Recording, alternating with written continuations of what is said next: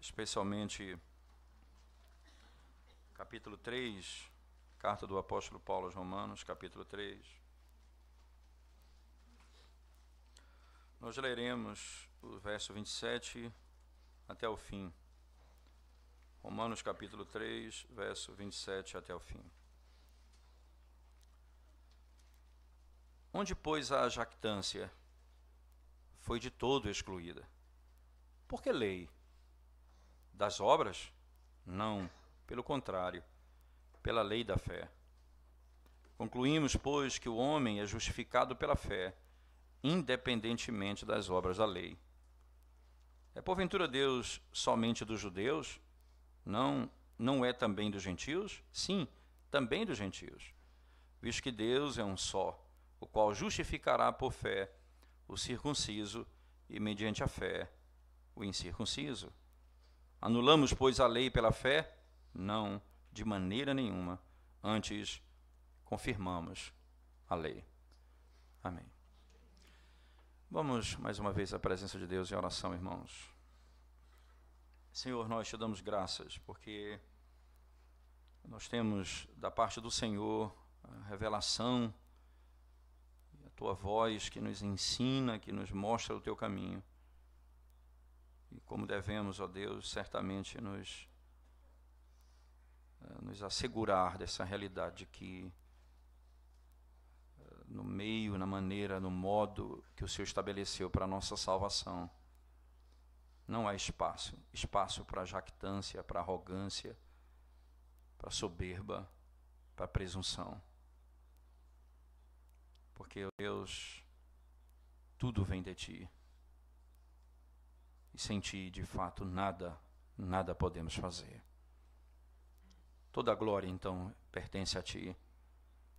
Humilha-nos e exalta o Teu nome. Então encontraremos, Senhor, verdadeiro conforto para a nossa vida. Em nome de Jesus nós oramos. Amém, Senhor. Irmãos, o apóstolo Paulo, depois de encerrar o seu argumento, dizendo categoricamente que ninguém pode ser salvo por obediência, mas somente pela fé em Cristo, e só pode depender dele e da obra de Cristo, não de si mesmo. O apóstolo Paulo, então, passa agora a mostrar aspectos práticos disso. O que isso desmorona e o que isso constrói. Então, lembre-se que, assim como Lutero, comentando a carta de Paulo aos Romanos, ele vai dizer que, assim como o profeta Jeremias foi chamado para destruir, para levantar, o Paulo está fazendo a mesma coisa no Evangelho. Ele está destruindo toda a nossa capacidade de achar ou acreditar que a salvação depende de alguma forma de nós mesmos e destruindo esse edifício, levantando o Evangelho da graça em Cristo Jesus tão somente. Depois de fazer isso e com muita clareza demonstrar que tanto os judeus quanto os gregos estão encerrados no pecado, porque todos pecaram e carecem da glória de Deus, ele passa então a fazer algumas perguntas que precisam ser respondidas. Ora, o que o apóstolo Paulo vai fazer de maneira tão sábia aqui nesse texto, irmãos? Veja a primeira pergunta. Onde, pois, a jactância foi de toda excluída? Imagina, aqui essa pergunta, isso é claro que a pergunta de Paulo, ela tem um caráter mais curto e o caráter mais longo, vamos chamar assim. Essa pergunta ela vai ser respondida depois, com muito mais profundidade, na sequência. Mas aqui nós vamos tentar resumir isso dentro desse trecho, para que fique claro na sequência que ele vai tratar de cada uma dessas questões na sequência. Ora, ele está falando para os judeus aqui. Então, imagina quem seria o último a imaginar ou a pensar que Abraão não teria alguma coisa do que se gloriar. Imagina Paulo combatendo a tese de que Abraão, ele não tem nada em que se gloriar, ele não pode se gloriar em si mesmo. Ora, o próprio Abraão, que creu em Deus e saiu da sua terra e foi para uma terra que ele não conhecia. O próprio Abraão, que ao ouvir a voz de Deus oferece seu filho para ser morto. próprio Abraão, como Abraão não tem do que se gloriar? Veja a pergunta, onde pois a jactância foi de toda excluída? Não há jactância, ela foi plenamente excluída. E aí veja o capítulo 4, verso 1 e 2. Que por diremos ter alcançado Abraão, nosso pai, segundo a carne, porque se Abraão foi justificado por obras, tem de que se gloriar, porém não diante de Deus. Pois que diz a Escritura? Abraão creu em Deus, isso lhe foi imputado por justiça. Abraão não tem do que se gloriar. Essa resposta ele vai dar com muito mais detalhe no capítulo 4, mas aqui ele está dizendo, a jactância foi excluída. E aí, alguém pode pensar, talvez para um servo menor, talvez para alguém que é mais fraco, mas para o pai da fé, Abraão, não, ele fez alguma coisa para a nossa salvação. Paulo usa logo a imagem de Abraão. Abraão não tem do que se gloriar. Não diante de Deus. Aí vem a segunda pergunta, veja só, porque se Abraão foi justificado, vamos lá, desculpa, no capítulo 3, voltando ao nosso texto, no verso seguinte, não é? Por que lei das obras? Não, pelo contrário, pela lei da fé. Veja então no mesmo texto, capítulo 4, verso 3 a 8, por favor. Outra pergunta. Pois que diz a Escritura, Abraão creu em Deus e se lhe foi imputado para a justiça. Ora, ao que trabalha, o salário não é considerado como favor, e sim como dívida. Mas ao que não trabalha, porém crê naquele que justifica o ímpio, a sua fé lhe é atribuída como justiça. E assim também que Davi declara ser bem-aventurado o homem a quem Deus atribui justiça independentemente das obras. Até o verso 8, Paulo vai argumentar a pergunta que ele faz aqui no verso 28. Concluímos, pois, no verso 27, por que lei das obras? Não, pelo contrário, pela lei da fé. Nem Abraão, nem Davi, ele vai colocar claramente, eles foram salvos pela sua própria obediência, mas pela fé. Eles creram no Senhor. Então, verso 3 a 8, ele responde essa outra pergunta. Não é? Aí vem a outra pergunta na sequência, o verso 28. Né? Ele vai continuar. Né? Concluímos, pois que o homem é justificado pela fé, independentemente das obras da lei. E porventura Deus somente dos judeus? E aí ele vai falar no verso 9 ao verso 12 do capítulo 4, por favor. Na sequência. Vem, pois, esta bem-aventurança exclusivamente sobre o circunciso ou também sobre os incircuncisos? Visto que dizemos, a fé foi imputada a Abraão pela justiça. Como, pois, lhe foi atribuída, estando ele já circuncidado ou ainda incircunciso? Não no regime da circuncisão, e sim quando incircunciso. E recebeu o sinal da circuncisão como selo da justiça da fé que teve quando ainda incircunciso, para vir a ser pai de todos os que creem, embora não circuncidado, a fim de que lhe fosse imputada a justiça, e pai da circuncisão, isto é, daqueles que são apenas circuncisos, mas também andam na pisada da fé que teve Abraão, nosso pai, antes de ser circuncidado. Ora, veja que lógica que ele está usando. Ele é também só dos judeus ou também dos gentios? E aí ele vai argumentar, preste bem atenção nisso. Quem é Abraão, o pai da fé? Quem é esse que não tem do que se gloriar nesse mundo? Ele era gentio primeiro. E ora, aí você vai entender, o capítulo 1 começa Deus dizendo, os gentios estão mortos nos seus pecados. E Abraão agora é o pai da fé. Ele é aquele que os judeus têm a origem. Ele diz, ora, de onde vem o pai da fé? Vem dos gentios. Ele era de Ur dos caldeus. O próprio pai dos judeus era um gentio. Acaso Deus não tem planos para os gentios?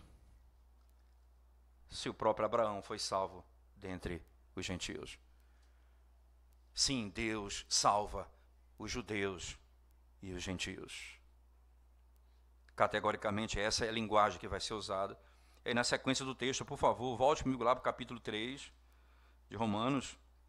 Ele diz ainda, porventura Deus somente dos judeus não é também dos gentios? Sim, também dos gentios. Não é? Visto que Deus é um só e qual justificará por fé o circunciso e mediante a fé o incircunciso. Anulamos, pois, a lei pela fé? Não. De maneira nenhuma, antes confirmamos a lei. Aí ele responde isso no capítulo 4, verso 13 a 25. Veja lá, do verso 13 a 25. Não foi por intermédio da lei que Abraão ou a sua descendência coube a promessa de ser herdeiro do mundo, e sim mediante a justiça da fé. Pois se os da lei é que são os herdeiros, anula-se a fé, cancela-se a promessa. E aí ele vai discutir isso até o verso 25. Só para você entender o que passa a acontecer. Cada pergunta dessa é tratada num trecho do capítulo 4.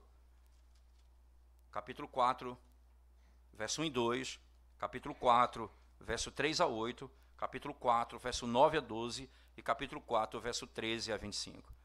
Essas vão ser as outras perícopes que nós vamos trabalhar no decorrer dos domingos, se o Senhor permitir.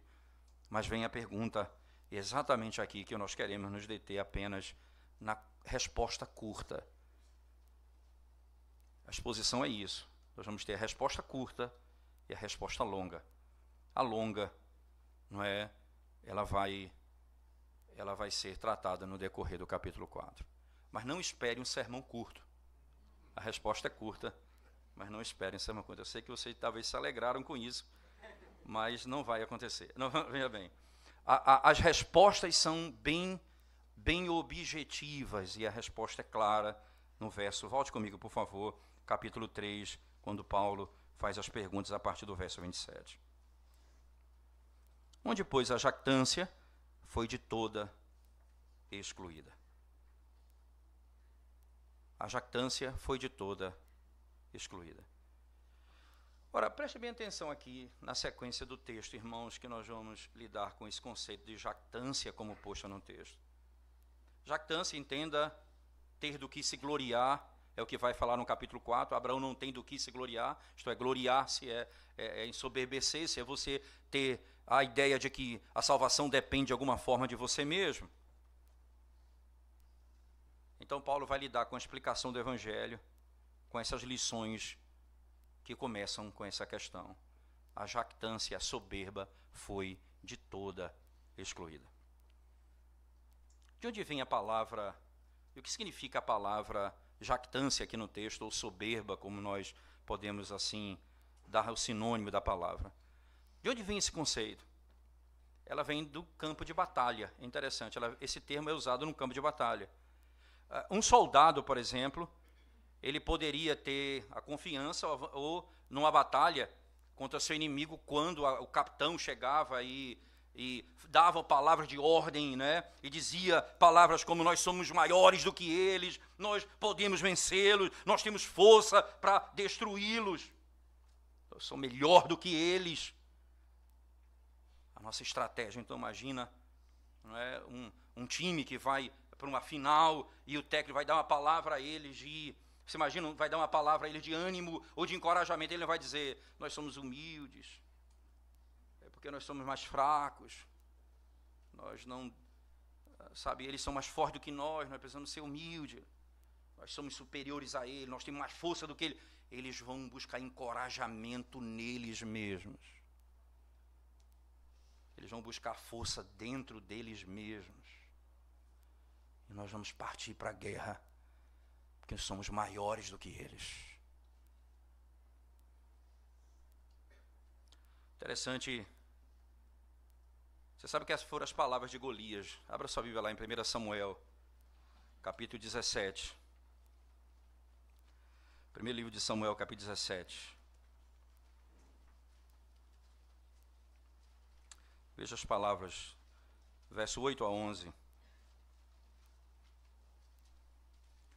Diz assim a palavra de Deus: Parou, clamou às tropas de Israel e disse-lhes: Para que saís, formando-vos em linha de batalha? Não sou eu filisteu e vós servo de Saul?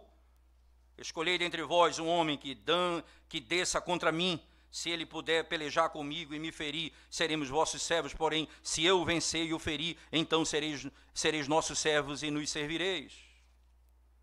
Disse mais o filisteu: Hoje afronto às tropas de Israel. Dai-me um homem para que ambos pelejemos. Ouvindo Saul e todo Israel estas palavras do filisteu, espantaram-se e temeram muito. Manda um homem do vosso meio para pelejar comigo. Um gigante. É a estratégia da batalha.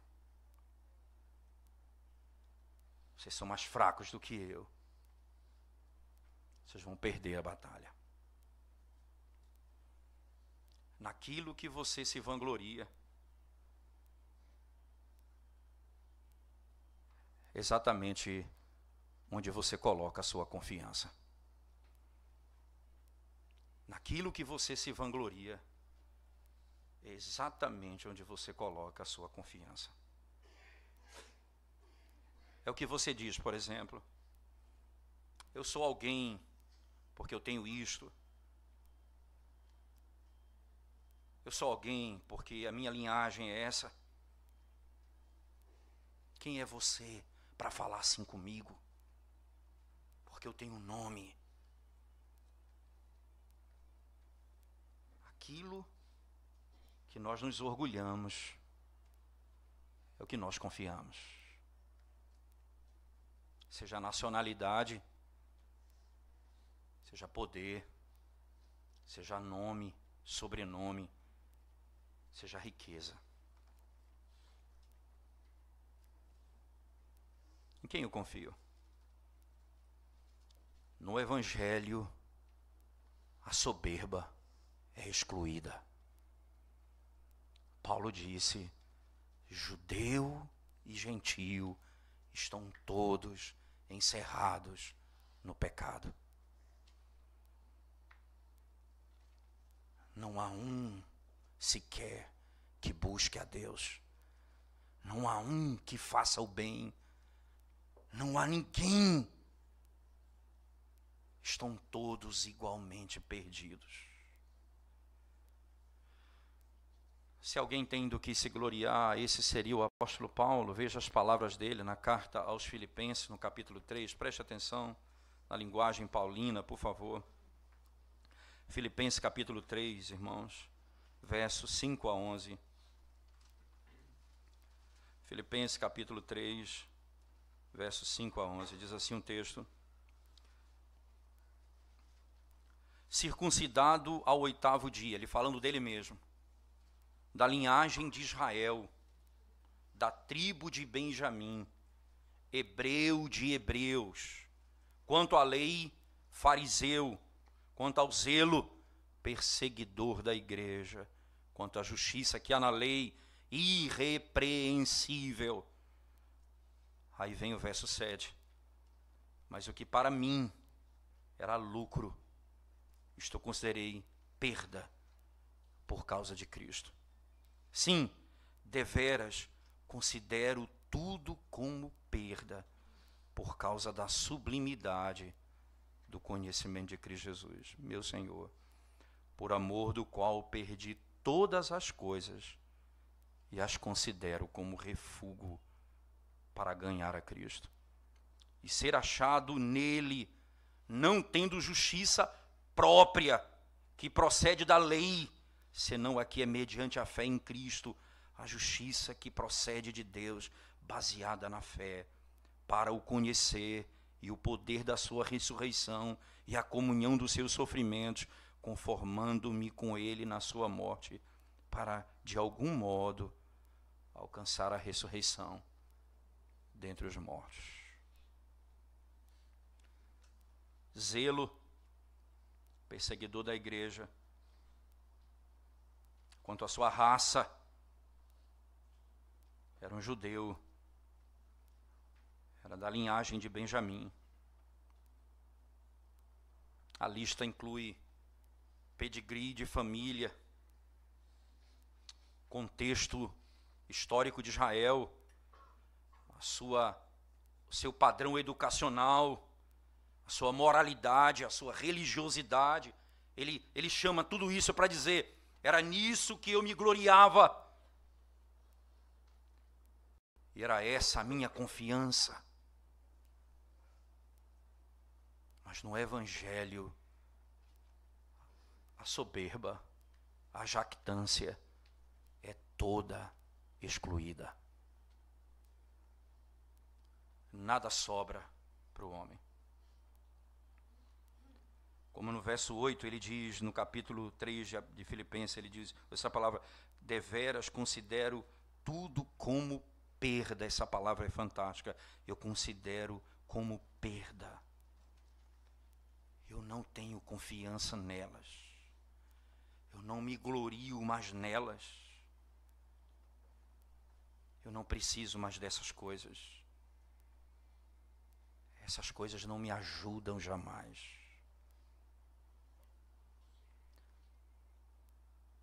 Por que ele desistiu de tudo isso, irmãos? Para ter Cristo.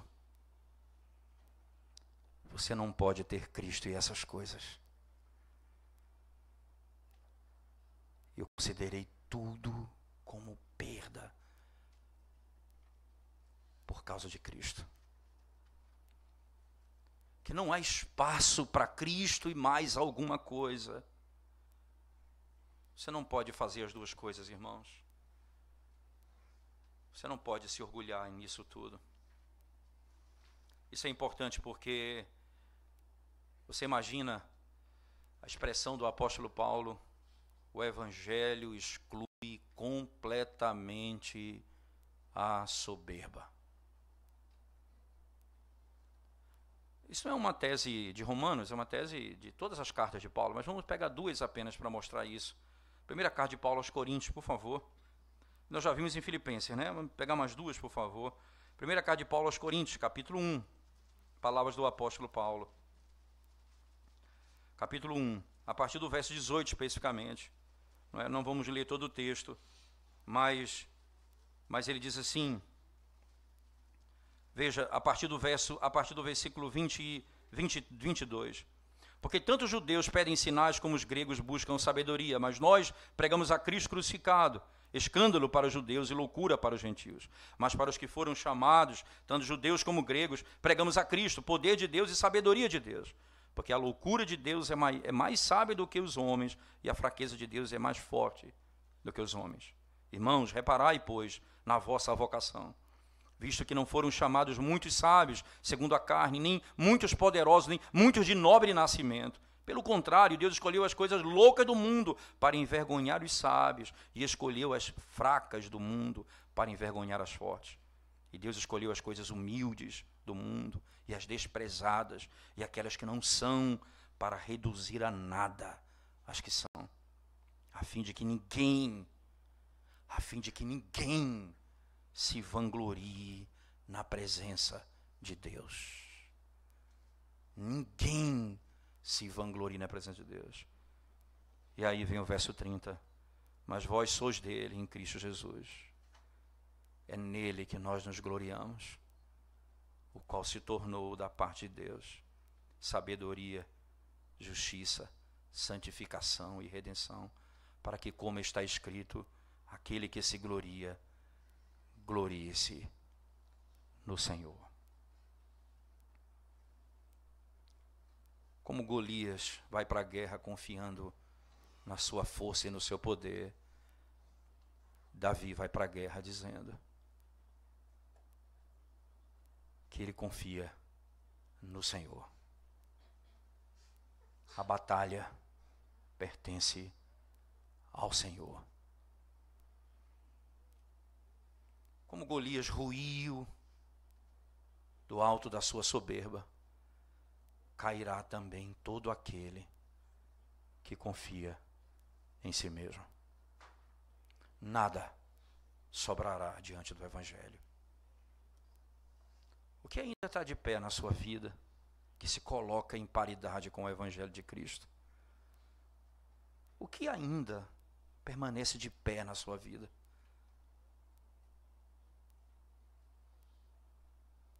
Coloque tudo no chão. Considere tudo como perda diante da sublimidade do conhecimento de Cristo. Segunda parte, o apóstolo Paulo ainda diz assim, voltemos lá para o nosso texto, de Romanos, irmãos, por favor. Eu citei Corinto, né? Eu tenho um segundo texto, na realidade, que me faltou, desculpa. Primeira carta de Paulo aos Coríntios, e aí vem o texto em que Paulo lida com isso, lá em Efésios capítulo 2, ainda. Antes de voltarmos para o texto, por favor, Efésios capítulo 2. No verso 8 e 9, veja as palavras do apóstolo Paulo. Efésios capítulo 2, verso 8 e 9. Paulo diz assim: porque pela graça sois salvos mediante a fé. Isto não vem de vós, é dom de Deus, não de obras, para que ninguém se glorie. A implicação é direta, para que ninguém se glorie. Onde o evangelho da graça é pregado, não há jactância, porque todos estão condenados, a uma foram condenados e todos dependem da graça e da misericórdia de Deus em Cristo Jesus. Depois de tudo, irmãos, Deus é o Deus que fez a sua justiça tanto para os judeus quanto para os gentios, verso 28 e 29. É aquele que justifica, é o Deus que justifica tanto o circunciso, isto é, os do capítulo 2 de Romanos, quanto o incircunciso, do capítulo 1 da carta de Paulo aos Romanos. Porque todos precisam crer em Cristo Jesus. Nós só podemos excluir a soberba quando nós entendemos que a nossa melhor realização, a nossa melhor obra, não fará nada para a nossa própria justificação. Nós só entenderemos isso quando isso ficar claro diante de nós.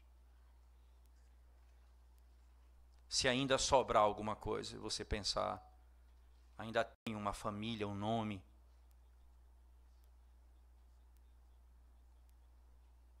eu ainda tenho em que me gloriar, isso precisa ainda cair. Se você entender o evangelho da justiça, irmãos, se você entender a justiça que provém do evangelho, você nunca se gloriará. Você nunca se gloriará em você mesmo. E aí isso aí me vem uma questão bem prática também. É comum você encontrar pessoas na igreja muito deprimidas, né, e vivendo razões as mais diversas. Isso, todos nós passamos por isso. Em circunstâncias diversas, momentos diversos, razões diversas. Mas de um modo geral, não é? As pessoas sofrem com o que se chama dentro da psicologia ou do meio dos estudos ou do meio do pensamento dos homens, que eles chamam de alguma forma, eles consideram baixa estima. Eles têm uma baixa estima. Então, eles como aqueles que usam a palavra ou baixa autoestima ou baixa estima, não é? Dependendo como você chama isso dentro do que você está passando, alguém vai dar uma solução para você, dizendo o seguinte: ora, você pode agir como Golias, dizendo, você é forte, você é poderoso, você é bom, você é capaz de sair disso, não é? E veja quem é você, veja que coisa, o dinheiro que você tem, por que você está passando por isso?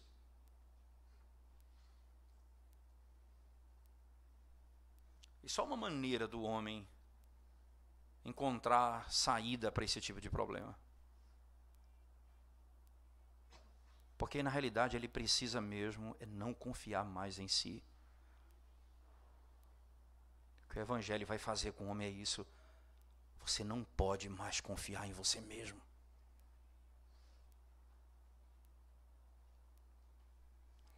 Se a tua estima é baixa, ela está alta ainda.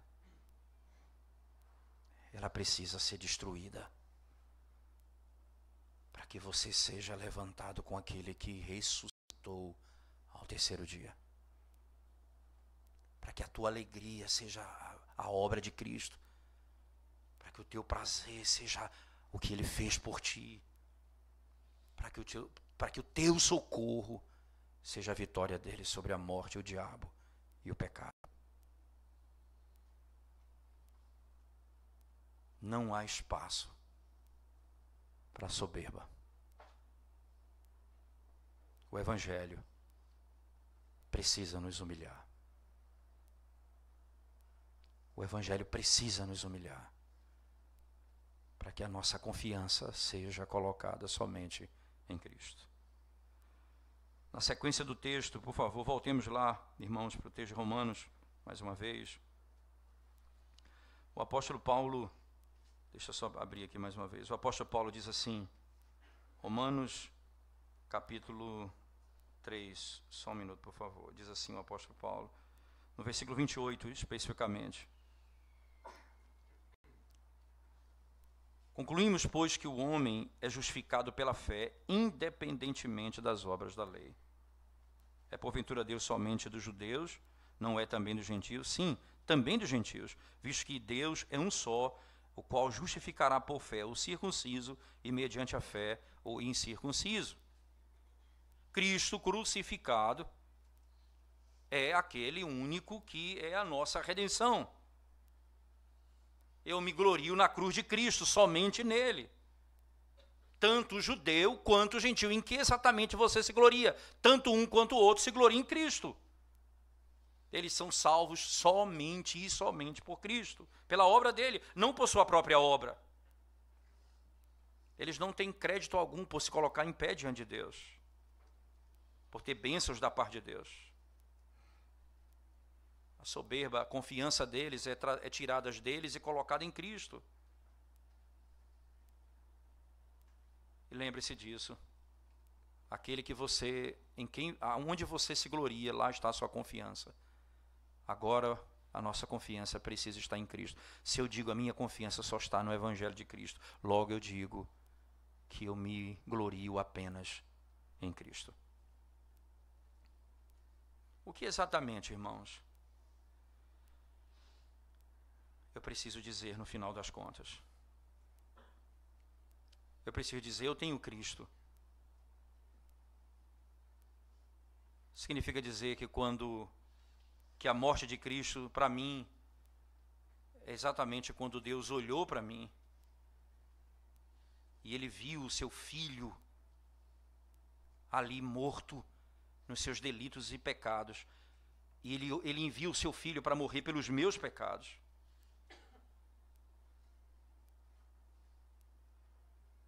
Exatamente aqui que eu tenho todo bem. Ele morre quando ele vê os seus filhos completamente mortos nos seus delitos e pecados, independentemente da justiça própria.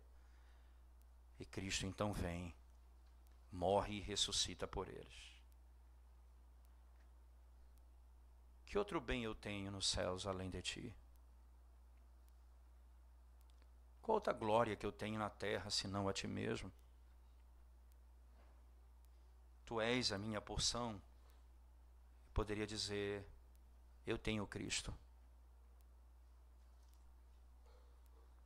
Eu tenho Cristo. Em que você se gloria? Eu tenho Cristo. No nome de quem você vai para a batalha? Eu vou no nome do Senhor. Onde está a tua confiança? Somente nele. O que exatamente, irmãos, que a soberba produz no meio da igreja? Ela produz de modo muito claro, veja só, porque maiores problemas da sociedade e dos indivíduos, irmãos, elas resultam exatamente quando você coloca no lugar errado a sua confiança. Veja, divisões humanas. Nós temos orgulho da raça, do nosso status social, daquilo que nós alcançamos na vida. Veja, hostilidade contra uns ou outros. Para ter confiança, eu preciso me considerar melhor do que aquele grupo, do que aquela raça, do que aquela sociedade. A minha glória repousa no meu status. Eu sou dessa raça e isso me torna diferente de outras pessoas. Veja, o que acontece quando você põe a confiança nisso? Isso causa divisão, causa morte. Segundo lugar, ela produz também negação. Veja só, se a nossa confiança vem de modo claro da nossa própria raça ou do nosso grupo étnico especificamente, nós temos que cegar a nós mesmos para os maus e para a malignidade que acontece no nosso meio. Nós vamos negar, porque o que importa é que nós confiamos nisso, então o mal que acontece aqui ninguém percebe. Nós não conseguimos falar dos nossos próprios pecados, porque nós somos superiores. Isso leva ao racismo, isso leva ao elitismo no meio da sociedade, porque confiamos em nós mesmos. Se a confiança vem da nossa moral, o nosso bem, nós temos que cegar a nossa própria mente, o nosso próprio entendimento para os nossos pecados e para o nosso egoísmo. Se alguém critica a nossa religião, ou o caráter da nossa moral, nós vamos perder a nossa paciência com eles. E se alguém fala mal, sabe o que acontecerá no fim? Nós perdemos tudo.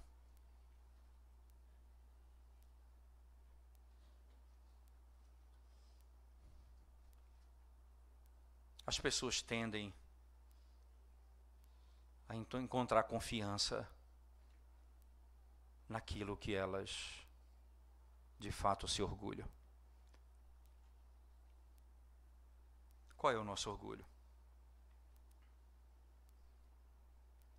Produz ansiedade.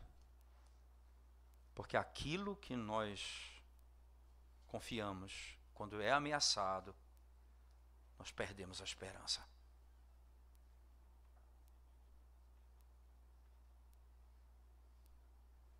O equilíbrio financeiro, a nossa situação econômica,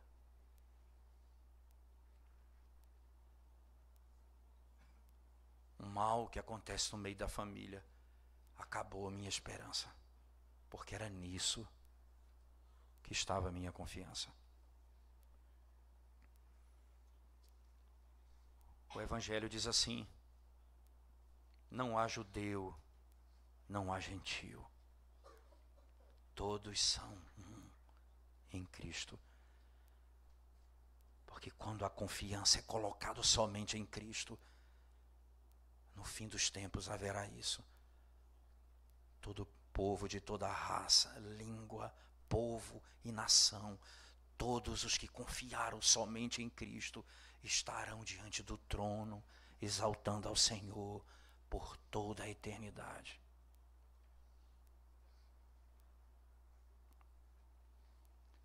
Se nós perdemos o nosso recurso, nós continuamos de pé, porque a nossa confiança está em Cristo. Ele morreu e ressuscitou. Se o nosso país vai ruir diante dos nossos olhos, nós permaneceremos de pé, porque nós confiamos no Senhor.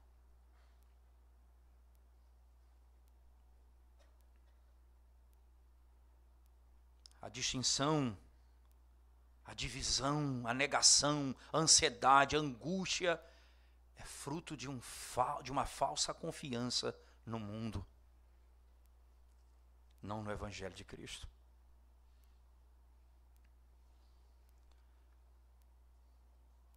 Aí eu preciso, irmãos, então, ter minha alma completamente satisfeita na justiça de Cristo. Na justiça de Cristo. Eu posso dizer, Ele pagou por todos os meus pecados. Por todos os meus pecados Ele morreu. O seu amor é eterno, Ele nunca deixará de me amar. O seu pacto é inviolável. Ele disse a Davi: Eu não serei falso a Davi. Eu terei misericórdia do meu povo. O que eu disse a Davi, eu não voltarei atrás. A minha confiança está nele.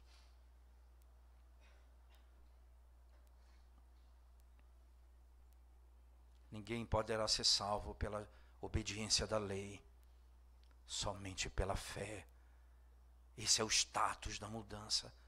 Porque pela lei eu estou morto nos meus delitos e pecados e eu não posso mais obedecer a Deus por minha própria força e capacidade. Eu preciso do segundo Adão que cumpriu toda a lei no meu lugar. É nele que eu ponho a minha confiança, é nele que está a minha esperança, é na justiça dele que repousa a minha paz, é na ferida dele que encontra a cura da minha alma. É no sangue dele que vem a purificação de todos os meus pecados.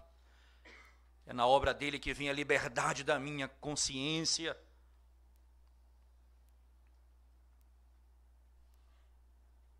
Veja só que coisa interessante. Devagarinho você se torna uma pessoa mais corajosa. Porque você, quando confia em alguma coisa que não é Cristo, e essa coisa sai, você vai perdendo a coragem.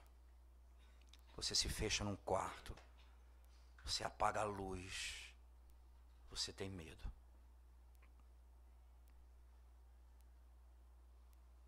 Mas quando você confia em Cristo, acontece assim. Um dia eu saí com um jovem, estava em busca de socorro. E nós saímos para conversar e fomos almoçar em um determinado lugar. Lembra-me que nós descemos do carro, ele travou o carro. No meio do caminho ele voltou, travou o carro de novo. Aí chegamos na porta, ele voltou, travou o carro de novo. Eu já fiquei meio preocupado com ele. Nós entramos no restaurante. O indivíduo pediu uma coca, que por si só tem os seus perigos. Ele pediu uma coca. E aí ele, quando pega a coca, ele pega um papel e, como um ritual, ele não permite que o garçom abra o refrigerante dele. E aí ele pega, dá algumas voltas, e meio que contado aquilo. E aí ele lava, abre, depois lava de novo e passa a tomar o refrigerante. Tanto medo. E aí na nossa conversa no meio do caminho eu disse a ele, eu percebi, me perdoe se eu estou errado, eu percebi algumas ações suas do caminho até aqui. Ele disse, não pastor, eu tenho alguns toques. Eu falei, eu vi alguns já, eu notei alguns realmente. Aí eu perguntei a ele,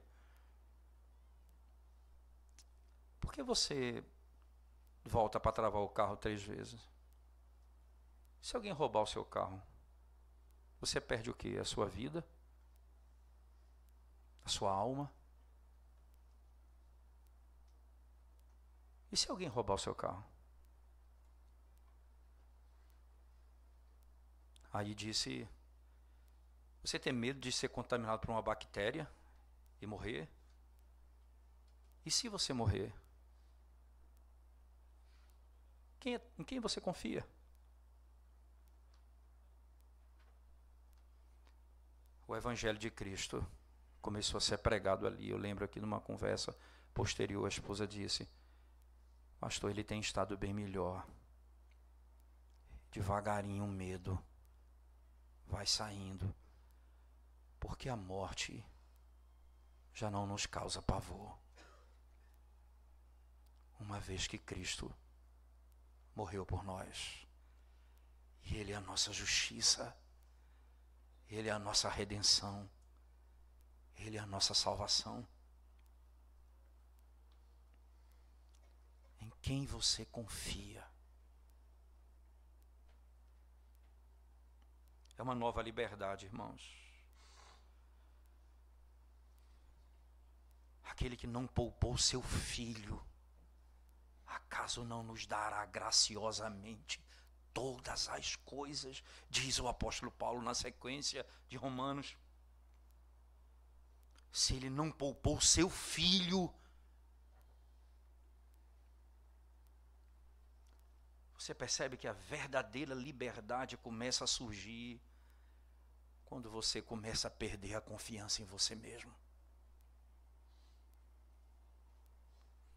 E os nossos maiores medos, digo isso por experiência própria, estão fundamentados quando a nossa confiança é colocada no lugar errado. E Deus misericordioso vem e quebra o piso que nós estamos pisando e diz: não é esse o teu apoio. Eu sou a rocha. Firma os teus pés na rocha e você nunca vai vacilar. Você nunca vai vacilar. A grande maravilha disso, irmãos, é porque o Senhor nos dará exatamente aquilo que nós precisamos. O que nós precisamos é dele. E é exatamente isso que ele nos concede no Evangelho. O último verso, o apóstolo Paulo vai e diz assim, por favor, o último versículo especificamente do texto.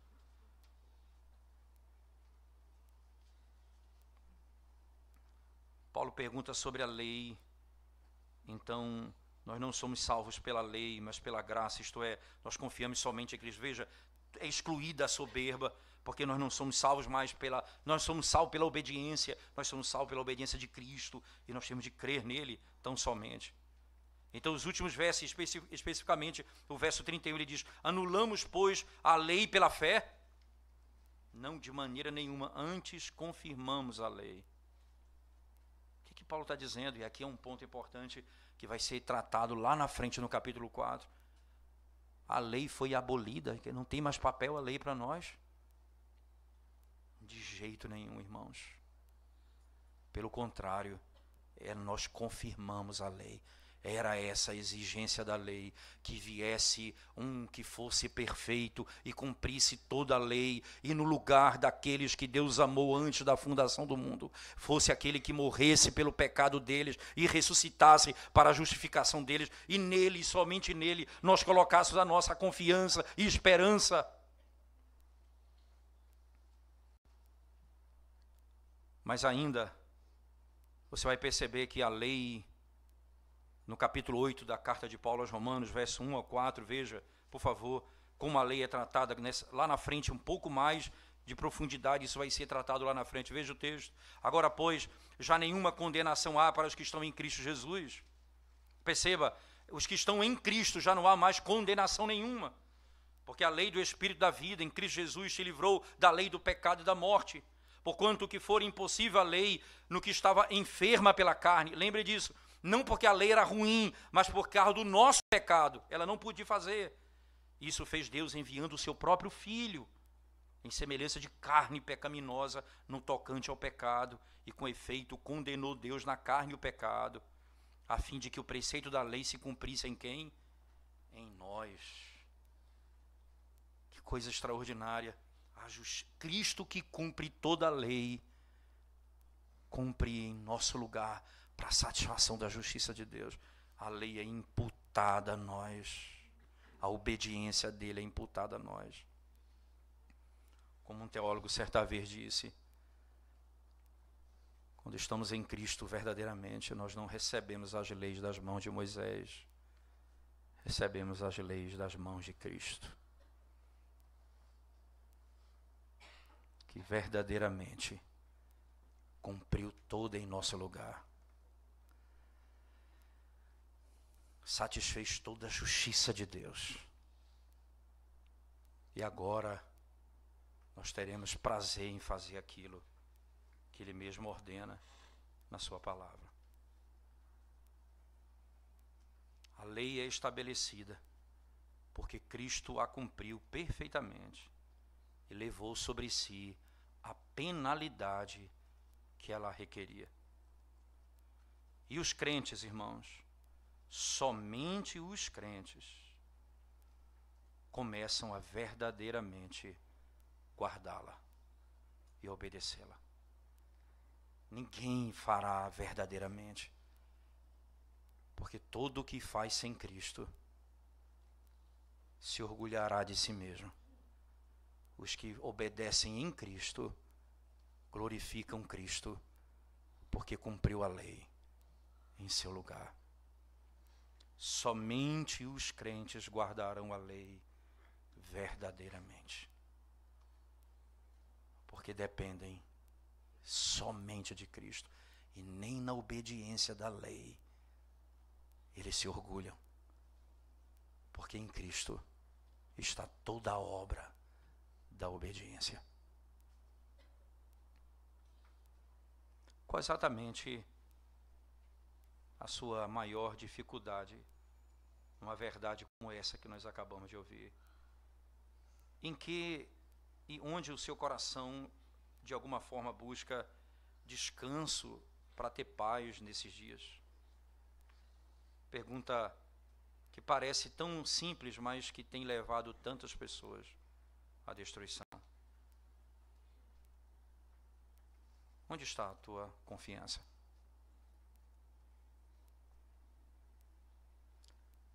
A resposta mais rápida seria a essa pergunta: se você confia somente em Cristo e na obra dele,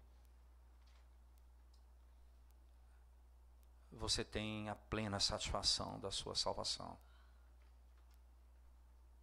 E essa obra aplicada pelo Espírito Santo, ela levará você à obediência da lei, a amar a lei de Deus. Aqui Paulo vai dizer no capítulo 6, quando fala sobre o pecado: viveremos nós no pecado para que a graça seja mais abundante. Ele diz: de modo nenhum, não veremos no pecado nós, que para ele morremos. Mas se você rejeita Cristo, você pode ter certeza hoje, se você está sem Cristo hoje, a tua confiança está colocada na pessoa ou na coisa errada. Porque não haverá esperança para você. E essa é a razão porque você não tem paz na sua vida. Porque você teme perder. Você teme que arranque isso de você. E a tua alma vive em angústia continuamente. Por outro lado, você que está em Cristo Jesus nessa noite também, você pode ter o conforto do Evangelho de Cristo. Porque toda a confiança em você mesmo foi anulada. Na nossa vida, irmãos, normalmente nós construímos ídolos dia após dia. E nós precisamos destruir esses ídolos todo dia.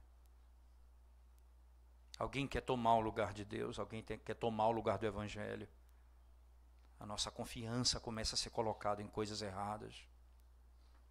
Eu preciso, todo dia, destruir os postes ídolos que teimam em ser edificados dentro de mim. Todo dia.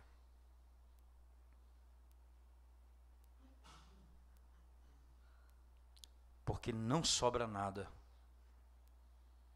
Precisa não sobrar nada para a sua soberba, para o seu orgulho. E tudo precisa ruir hoje diante de Deus. Então o Evangelho da graça se revelará na sua pujança. O que Paulo tem feito até aqui? Ele destruiu os nossos fundamentos. Ele destruiu a nossa confiança, a confiança em nós mesmos. Ele destruiu a nossa força. Ele destruiu a nossa soberba. Ele nos humilhou para que Cristo fosse levantado. E somente Cristo fosse levantado. Aí você vai sair do medo e do pavor que acomete tua alma, porque é nele, em Jesus Cristo, que está a tua força e a tua graça e a tua condição de sair e o poder de viver. Fora dele, nada disso você terá. Onde está a jactância? Ela foi completamente anulada quando o Evangelho de Cristo é pregado. Vamos à presença de Deus e oração, irmãos, mais uma vez. Ó Deus,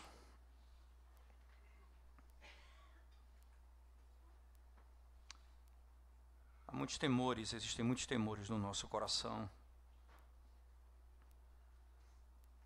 E os nossos temores revelam, Senhor Deus, onde nós temos colocado a nossa confiança.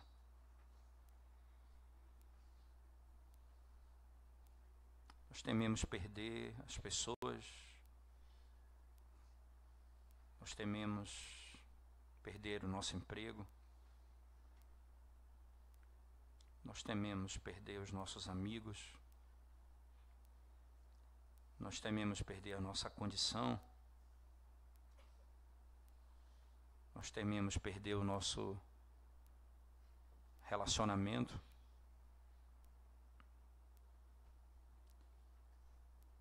Isso tem revelado, Senhor, que nós temos colocado a nossa confiança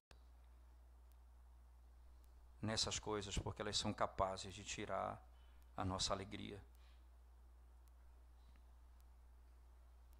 Senhor, como o teu Evangelho é libertador, como ele trata a alma do homem. Ele trata, Senhor Deus, não dizendo ao homem que ele é digno, não dizendo ao homem que ele é forte, não dizendo ao homem que ele tem poder,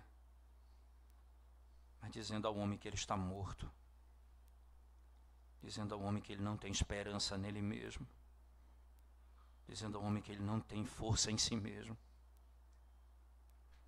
E então, Senhor, toda a confiança e esperança é colocada em Ti. O Evangelho é libertador, porque o Senhor veio nos libertar. Ó Deus, se o Senhor não poupou o seu próprio Filho por nós, certamente o Senhor nos dará também todas as coisas, graciosamente. E é do Senhor que nós aguardamos todo bem. Anima a tua igreja, fortalece o teu povo. Primeiro, destruindo toda a confiança em nós mesmos. E depois, Senhor, fazendo ver a glória do Evangelho de Cristo essa noite. E a nossa plena confiança nele. Abençoa-nos mais uma vez, clamamos ao Senhor. E ajuda-nos a vivermos para a glória do teu nome, confiando apenas em Ti e dependendo somente de Ti. Em nome de Jesus nós oramos. Amém, Senhor. Amém.